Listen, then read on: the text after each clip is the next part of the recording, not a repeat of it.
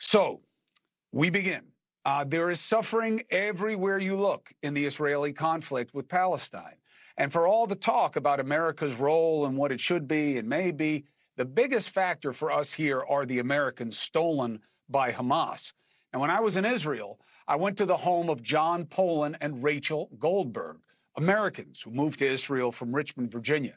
Their 23-year-old son, Hersh, is one of those 200 stolen by Hamas. Here's what they told me when I interviewed them in their home last week.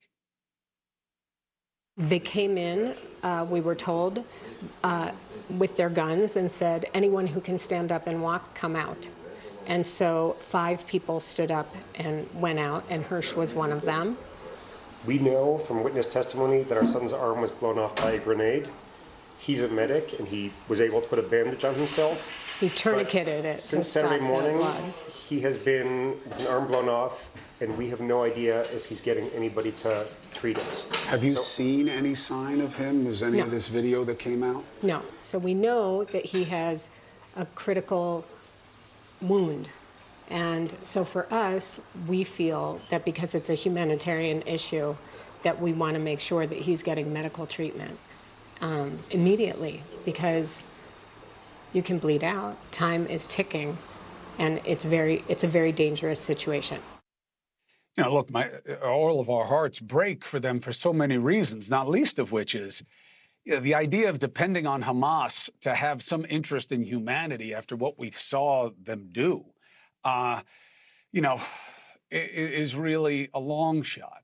And they, like so many other American families, are waiting for word, for any hope that their loved ones may get away from the terrorists who stole them. We want to keep them in your focus. We want to keep this factor in focus in terms of how we assess what's right and wrong in this conflict. Here's the message they sent today. Day 10 today. Hard to know, but it feels like we're making some progress. We've gotten amazing support from the U.S. government, from the administration, Congress. We've had conversations or meetings with Secretary of State Blinken, President Biden, a number of U.S. senators. We're making progress building support among key U.S. officials. A couple of other fronts. On the awareness front, this weekend in particular was just heartwarming because we're trying to spread the word of the story of Hersh and other hostages, and we got pictures and videos from around the world this weekend.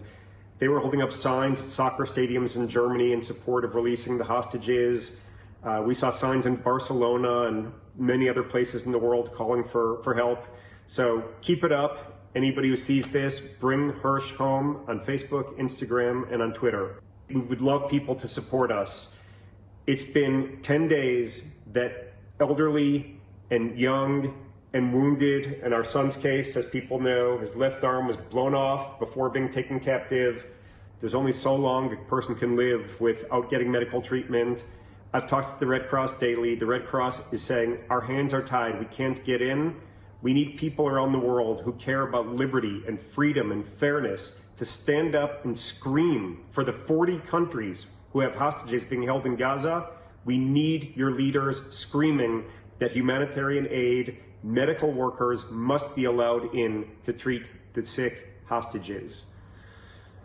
Thank you so much for your continued support, and please help us to bring Hersh home and to bring all of the hostages home. They're beautiful people, and there, but for the grace, could go any parents who are situated and raising their kids in Israel, Americans just like you and me. And I've got good news for them.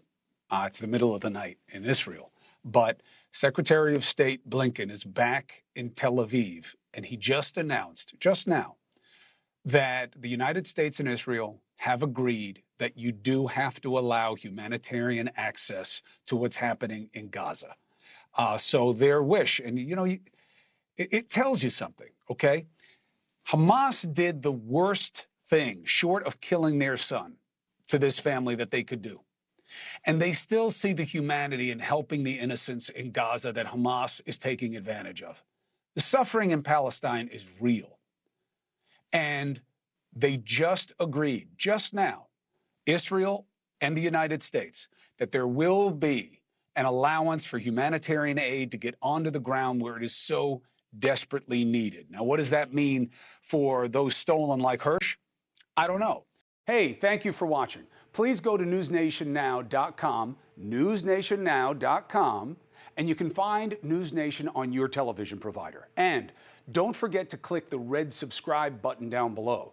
Then you will get more of NewsNation's fact-driven coverage.